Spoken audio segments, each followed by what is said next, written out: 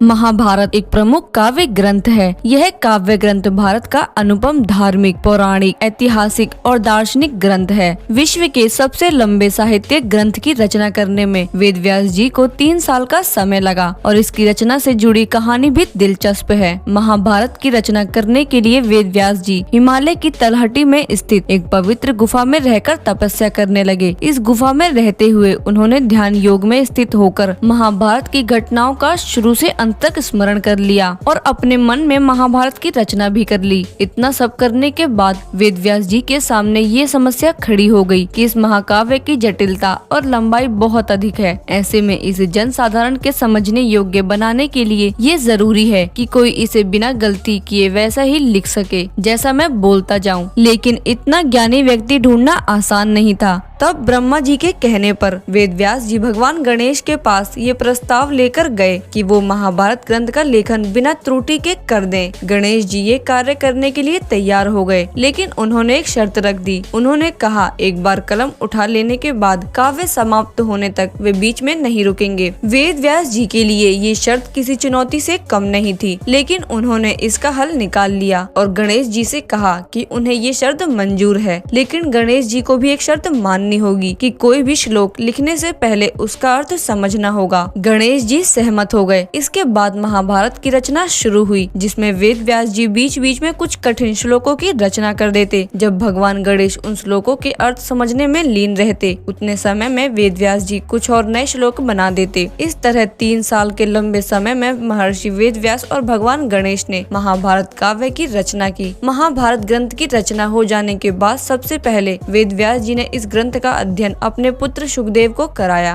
कैसी लगी आपको ये जानकारी, हमें कमेंट करके बताएं। ऐसी ही और वीडियोस को देखने के लिए चैनल को सब्सक्राइब करें।